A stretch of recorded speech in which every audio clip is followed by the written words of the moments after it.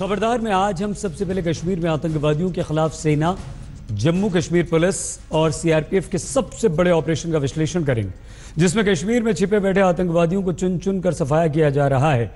अभी 3 दिन पहले पुलवामा के त्राल में सेना ने हिजबुल मुजाहिदीन के कमांडर सब्जार अहमद भट्ट को उसके एक साथी के साथ मार गिराया था। सेना और सुरक्षा बल इस गर्मी में आतंकवादियों की छुट्टी कर देने के लिए कमर कस चुके हैं। आपको 2 साल पहले का एक वीडियो याद होगा जिसमें हिजबुल मुजाहिदीन के आतंकवादियों ने फेसबुक पर इस वीडियो को लोड किया था। इस वीडियो में बुरहान वानी समेत हिजबुल मुजाहिदीन के 11 आतंकवादी AK-47 लहराते हुए दिख रहे थे। 1 साल के अंदर ही सेना और सुरक्षा बलों ने इन 11 आतंकवादियों में से 9 को मार गिराया है। एक आतंकवादी तारिक पंडित ने सरेंडर कर दिया है। एक आतंकवादी सद्दाम बद्दा बचा है जो हिजबुल का नया कमांडर बनने की रेस में है।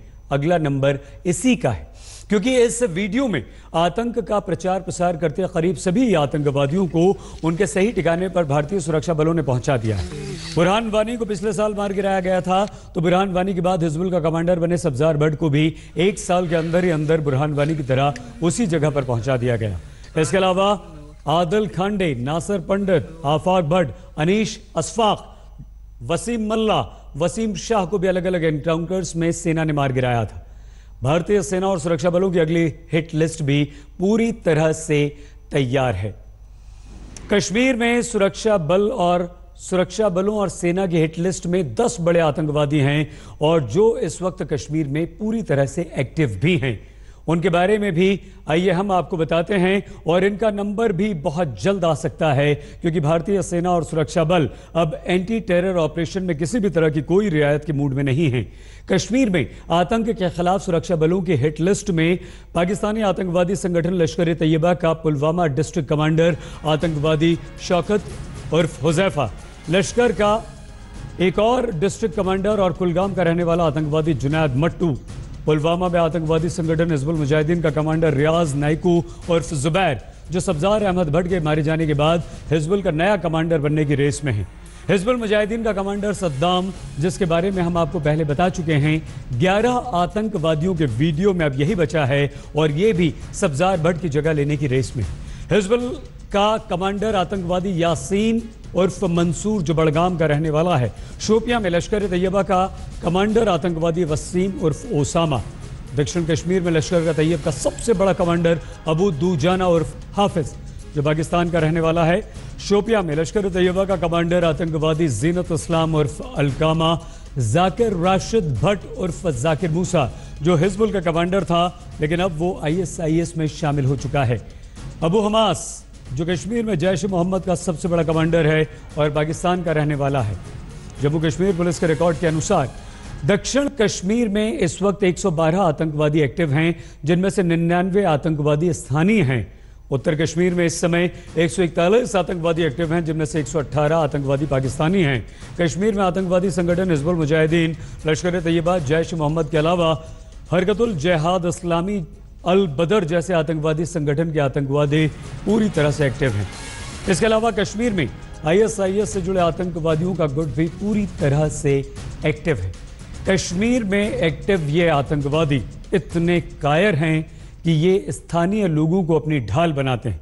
हिजबुल के कमांडर सब्जार अहमद भट्ट को जब त्राल में भारतीय सेना और सुरक्षा बलों ने एंटी टेरर ऑपरेशन में घेर लिया था, तब वो अपने हमदर्दों की भीड़ इकट्ठा लेकर तुरंत मौके पर इकट्ठा हुआ और उसे बचा लेने के लिए अपने फोन से लगातार मैसेज कर रहा था।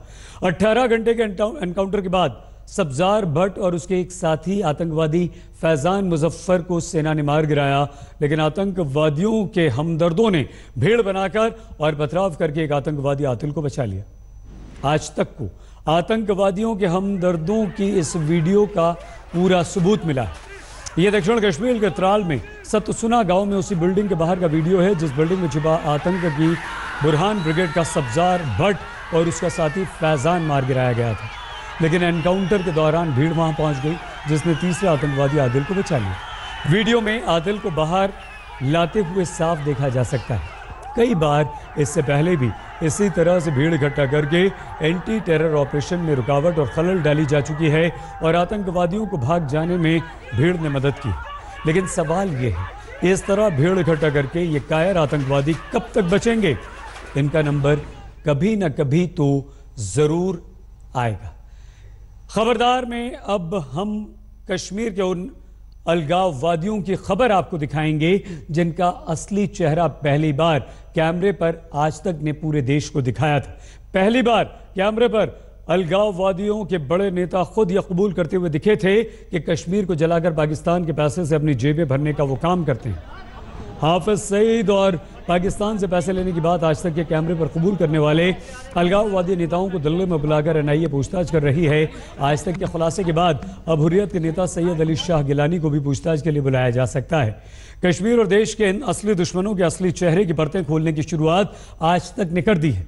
इसी कड़ी में हमने कुछ और दस्तावेज निकाले हैं जिसमें कश्मीर में अलगाववादियों और आतंकवादियों की पाकिस्तानी खुफिया एजेंसी आईएसआई की फंडिंग पर हम एक और बहुत बड़ा खुलासा करने जा रहे हैं। क्या है वो खुलासा? देखिए, गिलानी साहब को फंड किया है, कितना सब कुछ तो नहीं पूछते, बट हमें जहाँ जहाँ पता चलता है वो ठीक ठाक किया, उन्होंने भी किया। 10-20 करोड़ कहाँ पाकिस्तान से? वो भी नहीं चाहते कि हाँ थोड़ा मरे हालत। कश्मीर पर बड़ी बड़ी बातें करने वाले अलगाववादियों का असली चेहरा पहली बार आज तक ने पूरे देश को दिखाया कि कैसे ये लोग अलगाववाद और आजादी के नाम पर पाकिस्तान और हाफिज सईद के पैसे से कश्मीर में आतंक फैलाने का ठेका लेते हैं। If you are taking fund from Pakistan, how it is indigenous movement? This is indigenous. You are not. You are cheaters. You take fund from Pakistan, how it is indigenous movement, sir? Who are you? I am not answerable to you. Who are you? आज तक के sting के बाद नईम खान हो या Bitta karate या फिर गाजी जावेद बाबा, इन सभी को अब दिल्ली में बुलाकर एनआईए पूछताछ कर रही है। लेकिन इन अलगाववादियों की करतूतों की लिस्ट बहुत लंबी है। आज तक को कश्मीर में टेरर फंडिंग पर नेशनल इन्वेस्टिगेशन एजेंसी की जांच के कुछ दस्तावेज मिले हैं जिसमें कश्मीर में आतंकवादियों को भेजे जाने वाले पैसे का हिसाब किताब बताया गया है कि कैसे कश्मीर के गांव-गांव में पाकिस्तान की खुफिया एजेंसी आईएसआई आतंकियों को पैसे भेजती है। आतंकवादियों का क्या रेट कार्ड है, कैसे इस पैसे का वापस हिसाब किताब तक दिया जाता है। कश्मीर घाटी में टेरर फंडिंग को लेकर हमारे पास एनआईए की जो एक्सक्लूसिव रिपोर्ट मौजूद है उसके मुताबिक आतंक फैलाने के लिए कश्मीर घाटी में आईएसआई जो पैसा भेजती है समय समय पर उसका पूरा हिसाब किताब सीमा पार भेजा जाता है। इसके साथ ही कश्मीर घाटी में हिंसा फैलाने के लिए दहशतगर्दों और उनके जो ओजीडब्ल्यू हैं उन्हें उनके काम के मुताबिक पैसा दिया जाता है। एनआईए की जांच के इन दस्तावेजों से पता चलता है कि हर महीने अलगाववादियों के जरिए कश्मीर के आतंकवादियों को पाकिस्तान से कितने पैसे दिए जा रहे हैं। आतंकवादियों की पूरी प्रोफाइल और डेटाबेस तैयार किया जाता है और उसके आधार पर ही पाकिस्तान से पैसे भेजे जाते हैं। आईएसआई के बजट में अलगाववादियों के लिए भी अलग फंड का इंतजाम है। जब से ये फंडिंग और ये जो मॉडल शुरू हुआ है बिजनेस का, ये एक फैक्ट्री से बन गई है, तब से हम देख रहे हैं कि कश्मीरी यूथ जो है एकदम रिस्पॉन्ड करता है। अब शायद आईएसआई को भी पता लग गया है कि जितना इसमें इन्वेस्ट करो उतना ज्यादा इफेक्ट देखने में आएगा। इन दस्तावेजों से यह भी खुलासा हुआ है कि न सिर्फ कश्मीर में आतंकवादियों तक पैसे पहुंचाने बल्कि अलगाववादियों से यह भी कहा जाता है कि वो इस पैसे से कश्मीर में प्रॉपर्टी में इन्वेस्टमेंट करें। एक दस्तावेज में आईएसआई के एजेंट से एक अलगाववादी ये बता रहा है कि उसने कहां और कैसे प्रॉपर्टी में पाकिस्तान से आने वाला पैसा लगाया। एनआईए अब इस बात की भी जांच कर रही है कि कश्मीर में ऐसी कितनी प्रॉपर्टी हैं जिन्हें टेरर फंडिंग से खरीदा गया। और अभी देश को साफ तौर पर पता लग गया कि जो हुर्रियत कहते थे कि हम कश्मीर के अवाम के रिप्रेजेंटेटिव हैं, वास्तव में वो पाकिस्तान के टट्टू हैं, किसी के रिप्रेजेंटेटिव नहीं है, देशद्रोही है, उनके कहा पे काम करते हैं। इंडिया टुडे और आज तक के स्ट्रिंग में कश्मीर घाटी में आतंकी समर्थकों ने सीमा पार से हिंसा फैलाने के लिए पैसा लेने की बात कबूल की थी, लेकिन अब एनआईए की इस रिपोर्ट से साफ हो गया है कि पिछले लंबे समय से आईएसआई कश्मीर घाटी में टेरर फंडिंग से आतंक फैलाने का काम कर रही है। इसके साथ ही आतंकी आका कश्मीर घाटी में भेजे जाने वाले एक एक पाई का हिसाब किताब रखते हैं और उससे पूरा मुनाफा वसूल करना चाहते हैं। मंजीत नेगी, दिल्ली, आज तक। कश्मीर में आतंक फैलाने के लिए अलगाववादियों को पाकिस्तान की फंडिंग का ये नया खुलासा हम कर रहे हैं। एनआईए की जांच के दस्तावेज से हमें जो जानकारी मिली है उसके अनुसार सबसे पहले अलगाववादी पाकिस्तानी खुफिया एजेंसी आईएसआई से पैसे की डिमांड करते हैं और फिर आईएसआई इनसे पूछती है कि पैसा कहां और कैसे खर्च किया जाएगा। फिर अलगाववादी आईएसआई को आतंकवादियों की प्रोफाइल और डेटाबेस के बारे में बताते हैं। ये बताते हैं कि किस इलाके में कितने आतंकवादी शादीशुदा हैं और कितने अविवाहित हैं। ये भी बताया जाता है कि कितने आतंकवादी फरार हैं और कितने आतंकवादी गिरफ्तार हैं। एनआईए की जांच के जो डॉक्यूमेंट आज तक को मिले हैं उसमें पैसे का हिसाब किताब भी है। इसमें 30 शादीशुदा आतंकवादियों के लिए महीने के हिसाब से 3 लाख रुपए देने का जिक्र है, जबकि 37 अविवाहित आतंकवादियों के लिए 2,96,000 रुपए का जिक्र है। यानी हर शादीशुदा आतंकवादी के घर वालों को 10,000 और अविवाहित आतंकवादी के घर वालों को 8,000 रुपए महीने, फरार आतंकवादियों के घर वालों को 1,000 रुपए महीना के हिसाब से आईएसआई के फंड का जिक्र है। इस डॉक्यूमेंट में यह भी जिक्र किया गया है कि आईएसआई के बजट में अलगाववादियों के लिए अलग अलग इमरजेंसी फंड्स भी हैं। अलगाववादियों को आईएसआई से अलग से 50,000 रुपए महीने के हिसाब से दिए जाते हैं। डॉक्यूमेंट से यह भी पता चलता है कि अलगाववादियों से श्रीनगर और आसपास के इलाकों में जमीन खरीदने को कहा गया। आईएसआई के एजेंट ये भी बताते हैं कि जमीन किस रेट पर खरीदना है और पैसे का इंतजाम कैसे किया जाएगा। कश्मीर में टेरर फंडिंग के एक एक पैसे का हिसाब किताब अलगाववादी वापस पाकिस्तान की आईएसआई को देते हैं। और ये तो बात हुई खुलासे की जो बेहद गंभीर है, लेकिन अब खबरदार में हम संक्षिप्त विश्लेषण प्रधानमंत्री नरेंद्र मोदी की यूरोप दौरे का करेंगे, जिसमें आज मोदी की जर्मनी यात्रा पूरी हो गई। बर्लिन में भारत और जर्मनी ने आतंकवाद से एक साथ मिलकर लड़ने की कसम खाई। ज्वाइंट स्टेटमेंट में उनके खिलाफ कड़े कदम उठाए जाने का जिक्र है जो आतंकवाद को पालते पोसते हैं और पैसा देते हैं, आतंकवादियों और उनके संगठनों को पनाह देते हैं। इस आतंकवादी नेटवर्क के खिलाफ भारत और जर्मनी का काउंटर टेररिज्म पर ज्वाइंट वर्किंग ग्रुप काम करेगा, जिसमें साइबर सिक्योरिटी और इंटेलिजेंस शेयरिंग अहम हिस्सा है। यह महत्वपूर्ण इसलिए है कि पिछले कुछ सालों में यूरोप आतंकवाद का नया शिकार बना है। जर्मनी, फ्रांस, ब्रिटेन, स्वीडन जैसे यूरोपीय देशों में बड़े बड़े आतंकवादी हमले हुए हैं, लेकिन यूरोप का साथ देने को लेकर अमेरिका के नए राष्ट्रपति ट्रंप की नीति यूरोप के देशों को पसंद नहीं आ रही है।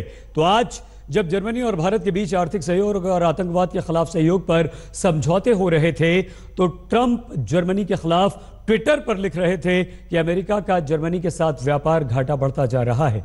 नेटो और मिलिट्री सहयोग में भी जर्मनी कम पैसा दे रहा है, जो अमेरिका के लिए बुरा है और वो इसे बदल देंगे। और यही वजह है कि जर्मनी जैसे यूरोप के देश अब ट्रंप को किनारे कर रहे हैं और भारत में अपना आर्थिक मजबूत सहारा ढूंढ रहे हैं। तो पिछले 2 दिन से प्रधानमंत्री नरेंद्र मोदी जर्मनी में हैं। आज वो जर्मनी से स्पेन के लिए निकल पड़े हैं। भारत और जर्मनी बड़े बिजनेस पार्टनर्स भी हैं और अमेरिका की जर्मनी से खटपट के बाद भारत जर्मनी का बड़ा आर्थिक सहारा बन सकता है। आज भारत और जर्मनी के बीच अलग अलग सेक्टर्स में 12 समझौतों पर हस्ताक्षर किए गए, जिनमें शहरी विकास, रेलवे सुरक्षा, डिजिटल इंडिया, स्किल डेवलपमेंट शामिल हैं। जर्मनी यूरोप के अंदर भारत का सबसे बड़ा बिजनेस पार्टनर है। जर्मनी भारत के फॉरेन डायरेक्ट इन्वेस्टमेंट करने वाले देशों में बड़े देशों में है। पिछले 2 साल में जर्मनी से करीब $200 करोड़ का निवेश भारत में हुआ है। भारत में जर्मनी की करीब 600 कंपनियां काम कर रही हैं, जिसमें 2 लाख लोग काम करते हैं। यहां पर आप कीजिए बस थोड़ा सा इंतजार। क्या आपको बिहार की बच्ची रूबी राय याद है, जैसे पिछले साल बिहार बोर्ड की 12वीं की परीक्षा में टॉप किया था? वही टॉपर रूबी राय जिसने आज तक के कैमरे के सामने पॉलिटिकल साइंस को प्रोडिकल साइंस कहा था, जिसके बाद बिहार के शिक्षा बोर्ड में हड़कंप मच गया था और बिहार में परीक्षा टॉप करवाने वाले शिक्षा माफिया की पोल खुल गई थी। आज तक के उस खुलासे का नतीजा इस बार बिहार बोर्ड की 12वीं क्लास के रिजल्ट के जरिए सामने आया। इस साल बिहार बोर्ड की 12वीं की परीक्षा में महज 35% छात्र ही पास हो पाए हैं। साइंस स्ट्रीम में परीक्षा देने वाले सिर्फ 30.11% छात्र ही पास हुए। आर्ट स्ट्रीम में पास होने वाले छात्रों का प्रतिशत रहा महज 37.13।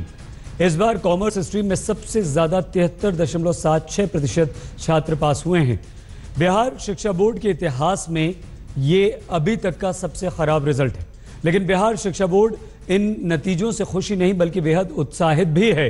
तो आखिर ऐसा क्या है जो बिहार में 12वीं के खराब रिजल्ट को बिहार की सुधरती शिक्षा व्यवस्था से जोड़कर देखा जा रहा है, ये समझना भी आपके हमारे लिए बेहद जरूरी है। ज्योग्राफी, म्यूजिक और पॉलिटिकल साइंस या नया सब्जेक्ट हम सुने, क्या चीज है? खाना बनाने के बारे में। पिछले साल जब बिहार बोर्ड की 12वीं के नतीजे आए तो आर्ट स्ट्रीम की टॉपर रूबी राय ने आज तक के कैमरे पर साबित कर दिया कि बिहार में परीक्षा टॉप करना भी एक कला होती है। ज्योग्राफी, म्यूजिक और पॉलिटिकल साइंस या नया सब्जेक्ट हम सुने, क्या चीज है? खाना बनाने के बारे में। तब रूबी राय की जनरल नॉलेज पर लोगों ने खूब चटखारे लिए। अब इस साल बिहार बोर्ड परीक्षा में महज 35% छात्र पास हुए तो भी लोग बिहार के शिक्षा व्यवस्था का मजाक उड़ा रहे हैं। लेकिन ये मजाक का नहीं बल्कि गहन चिंतन का विषय है, क्योंकि साल 2016 में बिहार बोर्ड की 12वीं परीक्षा में 68% से ज्यादा छात्र पास हुए थे, लेकिन इस साल सिर्फ 35% छात्र पास हुए हैं। पिछले साल साइंस स्ट्रीम में 67% छात्र पास हुए, इस साल महज 30% छात्र ही पास हो पाए। आर्ट स्ट्रीम से पिछले साल 56% छात्र पास हुए थे, इस बार महज 37% छात्र ही पास हुए। लेकिन एक साल में बिहार की शिक्षा व्यवस्था में ऐसा कौन सा भूचाल आ गया कि पास होने वाले छात्रों का प्रतिशत पाताल में समा गया? बिहार स्कूल परीक्षा बोर्ड के चेयरमैन आनंद किशोर इस पर प्रकाश डाल रहे हैं। परीक्षा केंद्रों पर इस बार दंडाधिकारियों, पुलिस बलों की संख्या में वृद्धि करते हुए सुरक्षा के व्यापक इंतजाम किए गए थे। वीक्षकों अर्थात इन्विजिलेटर की संख्या में भी काफ़ी बढ़ोतरी की गई थी। इसके अलावा लॉग बुक्स से लेके सीसीटीवी, ऐसे कई व्यवस्थाएं की गई थी ताकि हर स्तर किसी भी तरह की कोई भी गड़बड़ी या दिक्कत की संभावना नहीं रहे। यानी अगर ये कहा जाए कि पिछले साल बिहार बोर्ड की परीक्षा में टॉपर बनाने के जिस खेल का भंडाफोड़ आज तक ने किया था, उसका असर इस साल बिहार बोर्ड के परीक्षा फल पर साफ दिख रहा है, तो ये 16 आने सच बात होगी। क्योंकि पिछले साल आज तक पर बिहार में टॉपर घोटाले का खुलासा होने के बाद इस बार बोर्ड परीक्षाओं में गड़बड़ी रोकने के विशेष इंतजाम किए गए। परीक्षा फॉर्म भरने से लेकर परिणाम घोषित करने तक सब कुछ ऑनलाइन था।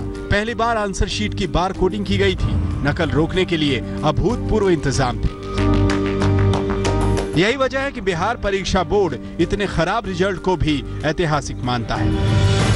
इस वर्ष की परीक्षा में कई प्रकार के विशेष इंतजाम किए। परीक्षा में इस वर्ष फॉर्म भरने की प्रक्रिया से लेकर रिजल्ट डिक्लेरेशन की प्रक्रिया, टेक्नोलॉजी का इस्तेमाल किया गया। सारी प्रक्रिया को ऑनलाइन किया गया। इसके साथ ही परीक्षा में बारकोड का इस्तेमाल पहली बार किया गया और बारकोडिंग के माध्यम से सभी उत्तर पुस्तिकाओं की गोपनीयता पूरी तरह से सुरक्षित रही।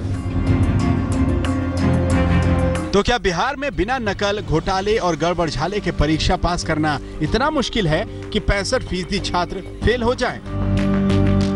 इस बार इंटर की परीक्षा में बिहार के 12,61,000 छात्रों ने फॉर्म भरा था। इसमें से 10,23,464 छात्र पहली बार इंटर की परीक्षा दे रहे थे, जबकि पिछले साल के फेल हुए 2,33,043 छात्र दोबारा परीक्षा में बैठे थे। बिहार बोर्ड का मानना है कि बिहार में पहली बार इतनी पारदर्शिता के साथ परीक्षाएं हुई हैं। यह वजह है कि इस बार वही बच्चे पास हुए जो वाकई में पास होने लायक थे।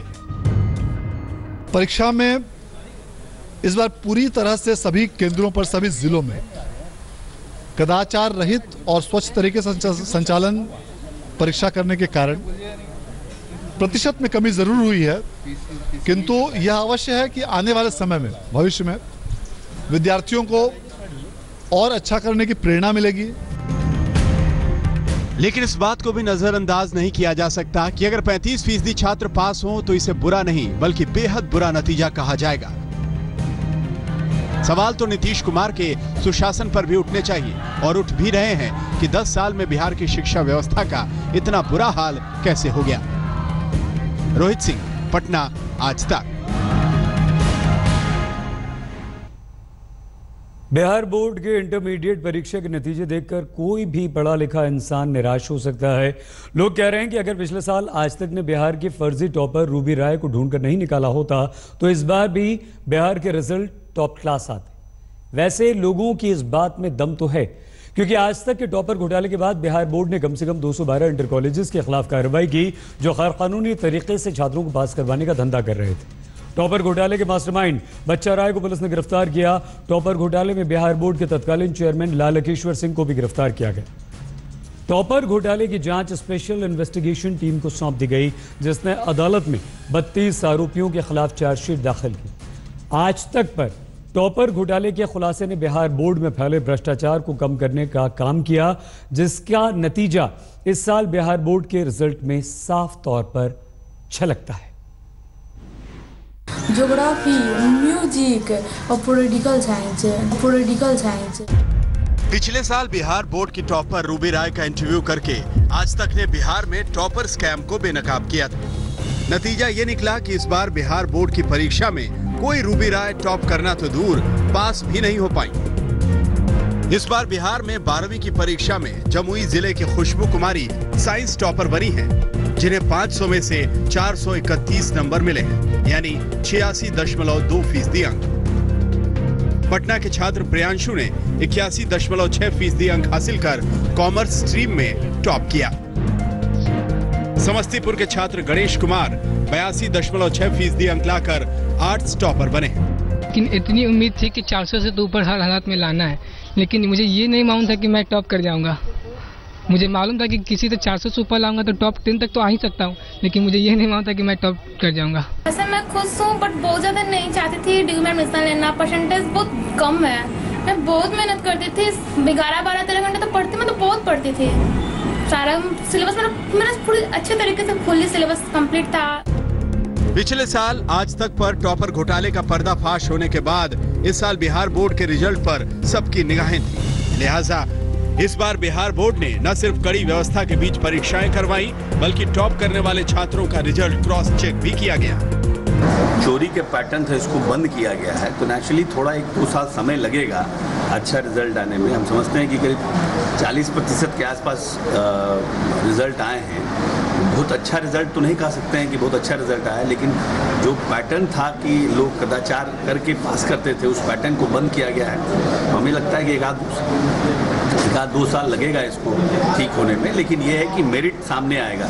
जो मेरिटोरियस स्टूडेंट हैं, जो उन्होंने पढ़ाई की है, वो लोग, उन लोगों को आगे प्रोत्साहन मिलेगा। बिहार की इंटर परीक्षा के जो आज रिजल्ट आउट हुए हैं, उनमें आज तक के उस खुलासे की छाप साफ दिखाई देती है, जिसमें आज तक ने वैशाली जिले के विशुन राय कॉलेज में चल रहे टॉपर फैक्ट्री का पर्दाफाश किया था। इसी कॉलेज से साइंस स्ट्रीम के टॉपर सौरभ श्रेष्ठ और आर्ट्स स्ट्रीम की टॉपर रूबी राय का सच आज तक ने दुनिया को दिखाया था। आज तक के खुलासे के बाद बिहार के शिक्षा महकमे में हड़कंप मच गया था। कई अधिकारी और नेताओं को जेल की हवा खानी पड़ी। फर्जी टॉपर रूबी राय और सौरभ श्रेष्ठ फेल कर दिए गए। टॉपर बनाने वाले कॉलेज के प्रिंसिपल बच्चा राय अभी भी जेल में हैं और सरकार ने सभी फर्जी कॉलेज की मान्यता रद्द कर दी थी। टॉपर्स घोटाले के पर्दाफाश के बाद इस बार बिहार बोर्ड ने काफी कड़े कदम उठाए थे। यहाँ तक कि एग्जाम्स फॉर्म भरने से लेकर आंसर शीट की चेकिंग तक तमाम प्रक्रिया जो थी वो ऑनलाइन थी और आंसर शीट्स पर ही बाकायदा इस बार बारकोड लगाया गया था। यही नहीं, जो लोग इस बार टॉप किए हैं वो बच्चे वाकई टॉप करने लायक हैं भी कि नहीं, इसको लेकर भी अलग से एक समिति बनाई गई जिसने दोबारा ऐसे टॉपरों की आंसर शीट्स की समीक्षा की। कैमरा पर्सन नदीम आलम के साथ रोहित सिंह, पटना आज तक।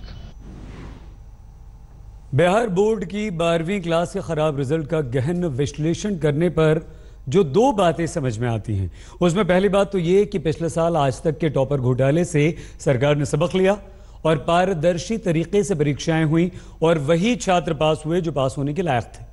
दूसरी बात यह समझ में हमें आती है कि जो नतीजा सामने आया है उससे यह साबित होता है कि बिहार में छात्रों के लिए बिना नकल के परीक्षा पास करना माउंट एवरेस्ट फतह करने के बराबर हो गया है। हमें ऐसा लगता है कि परीक्षा में नकल और घोटाले रोकने के बाद अब बिहार बोर्ड की अगली चुनौती स्कूलों में शिक्षा के स्तर को बढ़ाने की होगी, ताकि बिहार के छात्र पास होने के लिए नकल के बजाय अपनी अक्ल पर भरोसा कर पाएं और बिहार में साफ सुथरे तरीके से पास होने वाली परीक्षाओं में पास होने वाले छात्रों का प्रतिशत लगातार बढ़ता जाए। भूत के पांव पालने में ही दिख जाते हैं, यानी पैदा होते ही बच्चा अपनी हरकतों से ये जाहिर कर देता है कि वो बड़ा होकर कमाल करेगा, नाम करेगा। हालांकि ये सिर्फ एक कहावत है। हकीकत में एक बच्चे को जन्म के 10 से 12 महीने लगते हैं अपने पैर पर खड़े होने में और चलने में। लेकिन आजकल एक वीडियो सोशल मीडिया में खूब वायरल हो रहा है जिसमें एक बच्चा पैदा होते ही चल रहा है।